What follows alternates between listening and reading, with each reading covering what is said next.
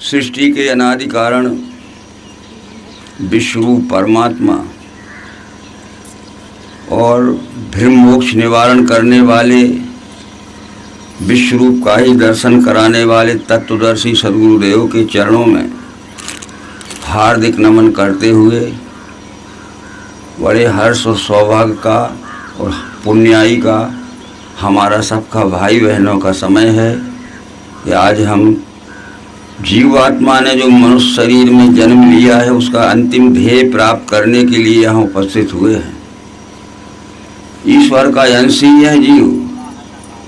अंश से मतलब होता है जैसे पिता का अंश उसका पुत्र होता है, तो पुत्र ही पिता को भूल जाए तो बड़ा झगड़ा बन जाएगा। तो ये ईश्वर विश्वरूप हमारा परम पिता है, हम मानव मात्र उसकी संतान है। इस ध्येय को प्राप्त करने के लिए ही हमने और परमात्मा ने हमें मनुष्य शरीर में भेजा है। और हमारे पास साधन है, उन साधनों से हम आज से लगाकर 7 दिन तक पहले स्कंद से लेकर 12वें स्कंद तक कथाएं सुनाएंगे और आप सब उनको नोट करिए जहाँ समझ में न आवे, और समझ में आ गया है तो उसको ध्यान में रखिए कि यहाँ से सत्संग समाप्त होने के बाद श्री भागवत सप्ताह का हम फिर न भूलें। आज के प्रसंग में इतना ही कहना चाहते हैं कि जिनके कारण से भागवत ग्रंथ का इतिहास लिखा गया वो हैं अभिमन्यु के पुत्र परीक्षित, ठीक है। और जिन्होंने भागवत सुनाया परीक्षित को वो हैं व्यास जी के पुत्र सुखदेव। वो अपने समय के सबसे बड़े विद्वान थे सुखदेव जी। सुखदेव जी की जीवनी सुनाते हैं, फिर आगे तो सुखदेव जी ने जो कुछ भी परीक्षित को सुनाया है और जो कुछ भी 7 दिन रहकर गंगा किनारे सुखदेव जी ने परीक्षित से सुना है मोक्ष प्राप्ति के लिए, अवश्य ही उसका ध्यान रखेंगे हम और हमारे जीवन में हमारी शेष जिंदगी में उसका व्यवहार में उपयोग करेंगे। अश्वत्थामा ने पहले स्कंद में लिखा है भागवत में कि पांडवों का वंश निर्वंश हो जाए, इसलिए 18वें दिन शिविर में घुस के द्रौपदी के 5 पुत्रों को मार दिया कि इनका वंश ही निर्वीर हो जाए, वंश में कोई न रहे। परंतु उत्तरा के गर्भ में परीक्षित था, उसको भी जहर दे दिया था अश्वत्थामा ने कि गर्भपात हो जाए तो पांडवों का वंश ही खत्म हो जाए। श्री कृष्ण जी ने अमोघ औषधि देखे जिसको हम कहते रामबाण औषधि हैं, वो देखे और गर्भपात बचा लिया था। फिर परीक्षित का जन्म महाभारत युद्ध के बाद हुआ, समझते जाना।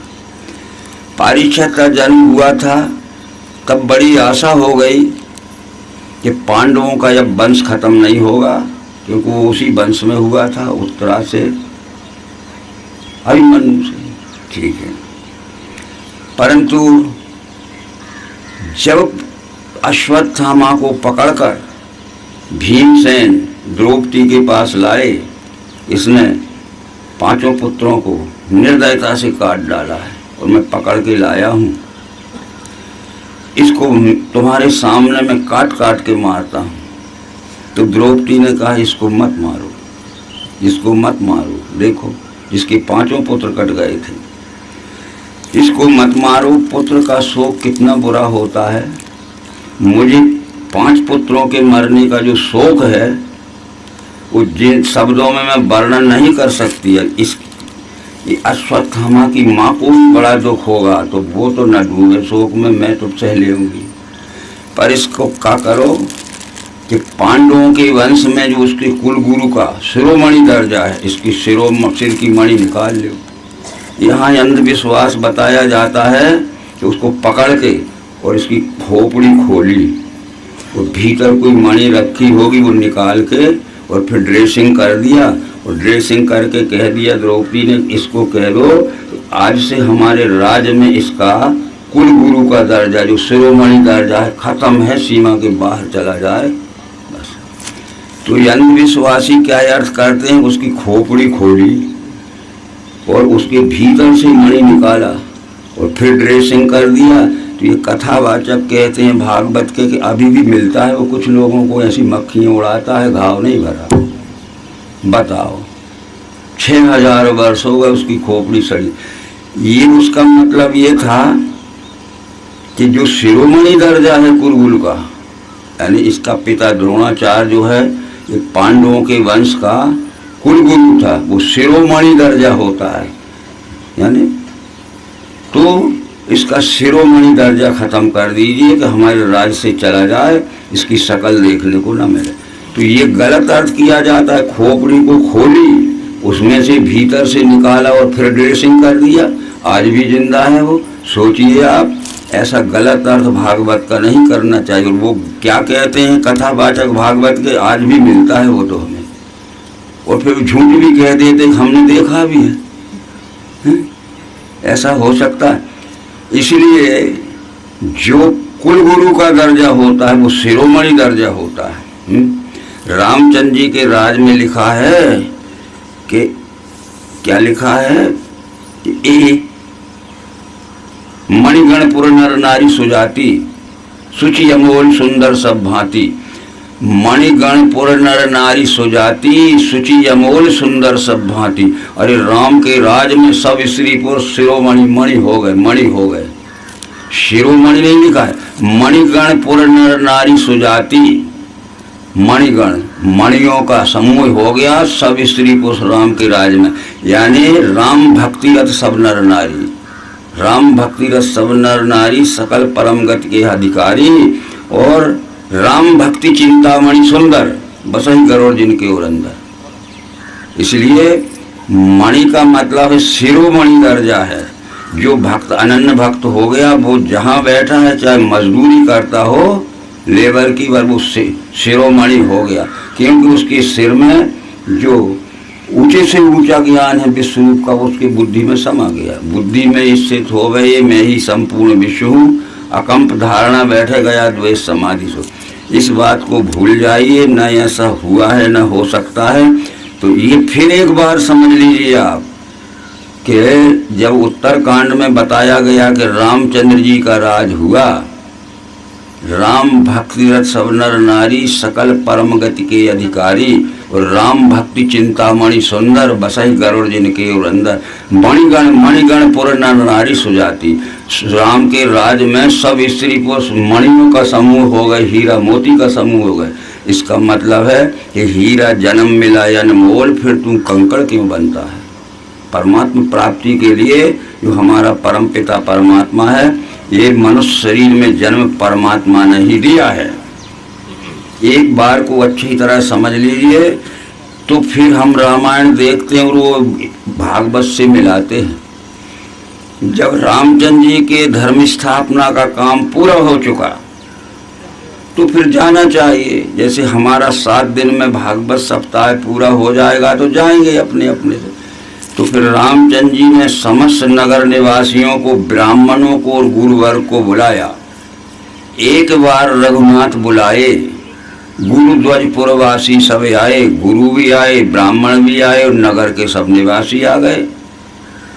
और रामचंद्र जी ने आदर से सबको बैठाला और वो सुनाते ही सबको कि सुनहु सकल पुरजन्म में वाणी, कहूँ न कछु ममता और यानी। हे ब्राह्मणों, गुरुवर्ग, हे नगर निवासियों, भाइयों बहनों, जो कुछ मैं कहता हूँ ध्यान से सुनना समझना, और हम भी जो कुछ कहते हैं आप अपनी बुद्धि के ध्यान से सुनना समझना है। सुनहु सकल पुरजन्मम वाणी, कहूँ न कछु ममता और यानी। किसी स्वार्थ के बस में मैं नहीं कह रहा हूँ, ठीक है। फिर क्या कह रहा हूँ, वो क्या कह रहे हैं कि सोई सेवक प्रियतम मम सोई, मम अनुशासन माने जोई। वही मेरा सेवक है, वही मेरा सबसे अधिक प्यारा भक्त है जो मेरे ज्ञान को मानेगा। आप लोग शिक्षित हैं। सोई सेवक प्रियतम मम सोई, ये बात साधारण नहीं थी। ये प्रियतर प्रियतम, ये सुपरलेटिव डिग्री का शब्द है। यानी वही मेरा सेवक है, वही मेरा भक्त, और दुनिया में सबसे अधिक प्यारा है जो मेरे ज्ञान को मानेगा।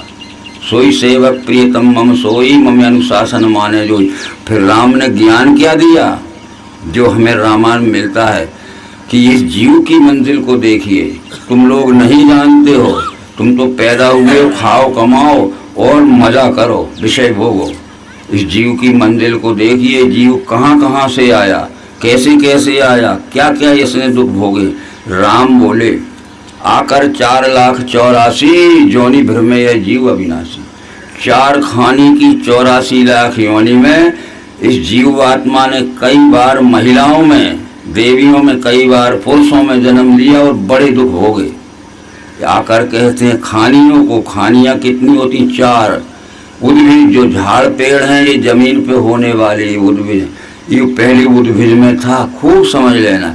इनमें भी जान होती है, झाड़ पेड़ों में, वो भी मरते जीते हैं, वो भी खाते पीते हैं और वो भी फलते फूलते हैं, वो भी बीमार होते हैं। कहीं की एक डाल सूख गई तो कहीं एक हरी रही, जैसे अपने अर्धांग पैरालाइसिस हो जाता है। ये उद्भिज में था, कितना कटा कुल्हाड़ियों में कितनी दूर। उद्भिज से उद्भिज में केवल शरीर इंद्रियों का विकास नहीं था, मन और इंद्रियों का विकास नहीं था, पर ये कई जगह खड़ा रहा, पड़ा रहा। पर देखो वो भी खाते पीते हैं झाड़ पे, वो भी मरते जीते हैं, सूखते, वो भी बीमार होते, वो भी फलते फूलते। इंद्रियों और मन का विकास नहीं होता, ये कई जगह खड़े रहते थे, पड़े रहते थे। परंतु उससे उत्क्रांत होकर ये स्वेदज में आया। स्वेदज कहते हैं पानी या पानी के विकार से होने वाले जंतु,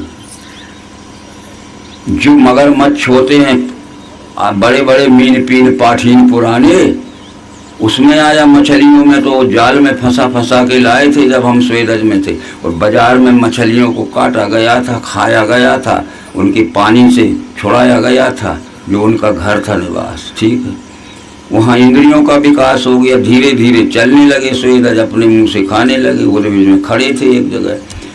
तीसरी खानी में आए हम अंडज में। अंडज कहते हैं किसको? जो अंडा से पैदा होते हैं, कुछ जमीन में होते हैं जो अंडा से पैदा होते हैं, कुछ पक्षी होते हैं, कौवे, मुर्गी, मोर, बतख आदि। तो देखो मुर्गियों की क्या हालत होती है, वे कबूतर पकड़ के खाए जाते हैं। तो हम भी मुर्गी मुर्गा होती थे, और हमें यहाँ भी होंगे मुर्गियों के बड़े बड़े वो कटते हैं, कहाँ कहाँ से मुर्गी पालन केंद्र खोले गए। तो अंडज में भी ये हालत हुई। अंडज से फिर पिंडज में यानी जारज में आए। वहाँ 2 श्रेणियाँ थी, पशु योनि और मनुष्य योनि। जिनके पेट से बना बनाया बच्चा निकलता है उसको जारज या पिंडज कहते हैं। तो पशु योनि में भी गाय, बैल, भैंस, हिरण, मृग थे, तो बना बनाया बच्चा निकला। तो हम जंगल में हिरण मृग थे, तो शिकारियों ने रखेट रखेट के मारा और पकड़ के काट लाए। और ये गांव में बकरी बकरा थे, तो देखो क्या बकरियों का क्या हाल होता है। ये हमारा ही हाल हुआ था पशु योनि में। तब ईश्वर को दया आ गई, आकर 4,84,000 जोनि भर में यह जीव अविनाशी। फिर सदा माया कर प्रेरा, काल कर्म गुण स्वभाव गेरा। कबहुक कर करुणा नर देही, देत ईश बिन हेतु शनि। जब ईश्वर को दया आ गई तो ईश्वर ने अपने पुत्र जीव को मनुष्य शरीर में जन्म दिया है, हमने अपने पुरुषार्थ से नहीं पाया है। आती समझ में बात?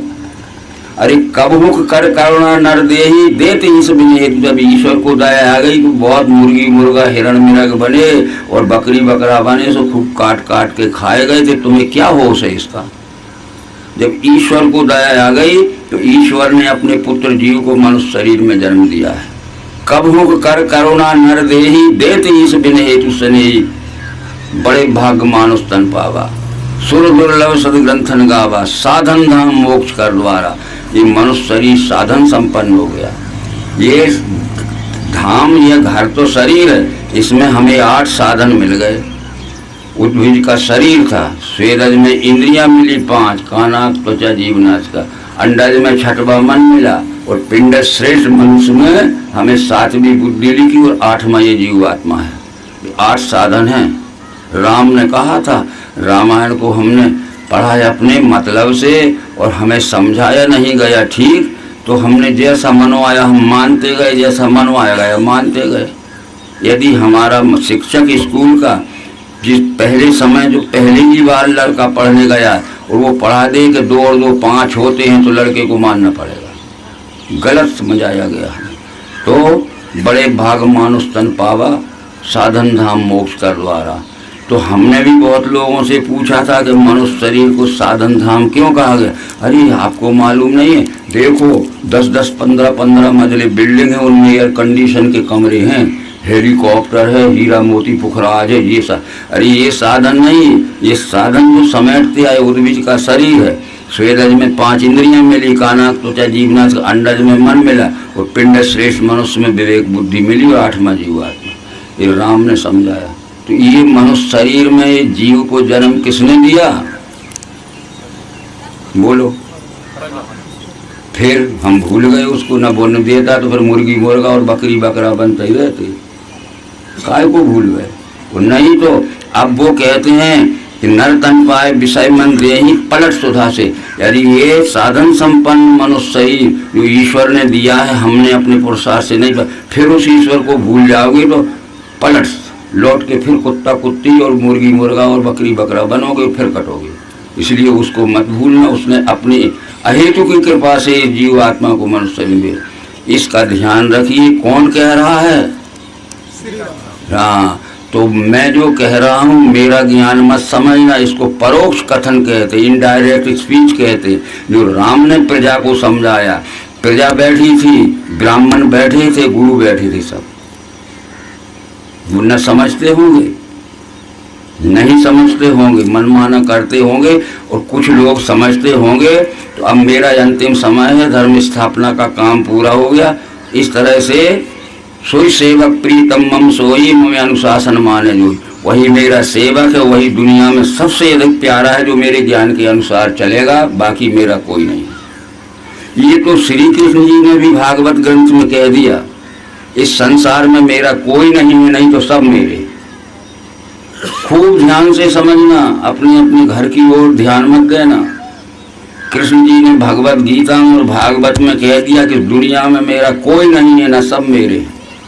बताओ, दोनों बातें बड़ी अजीब है कि दुनिया में मेरा कोई नहीं है, ना सब मेरे। गुरु से गुहि ये ज्ञान जो मेरे भक्त से कहे, उसने ज्ञान के द्वारा मुझे प्रिय किया, वही प्रिय किया। उससे सर्व मनुष्यों में मेरा प्रिय करता नहीं, और कोई नहीं मेरा प्रेम का उस बिना नहीं। जो ज्ञान अर्जुन मैं तुम्हें दे रहा हूँ, हे उद्धव जो ज्ञान मैं तुझे दे रहा हूँ, गुरु से गुरु ये ज्ञान जो मेरे भक्त से कहे, उसने ज्ञान के द्वारा मुझे प्रिय वही किया। फिर उससे सर्व मनुष्यों में मेरा प्रिय करता नहीं, और कोई नहीं मेरा प्रेम का उस बिना। यहाँ जो मेरे ज्ञान को मान गया वो ही अकेला मेरा है, बाकी कोई मेरा नहीं। और कृष्ण जी ने कह दिया उद्धव जी से, नहीं शत्रु नहीं मित्र नहीं है पुत्र भी मुझे, न मेरा कोई शत्रु है, न मित्र है, कोई मेरा बेटा है। मेरा वही है जो मेरे ज्ञान को जन जन तक पहुँचाएगा।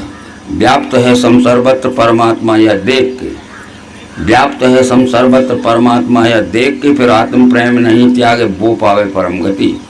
अनेक भाव सृष्टि के देखे एक ही रूप में, उसी से विश्व है जाने, ब्रह्म संपन्न वही मेरा प्यारा है, नहीं तो कोई नहीं। खाओ पियो मजा करो, और जिस दिन नंबर आएगा सो घसीट के हम लोग में ले आऊँगा। कर्म को मत भूलना, जिस ज्ञान के लिए मैंने परमात्मा ने पहुँचाया। ठीक है।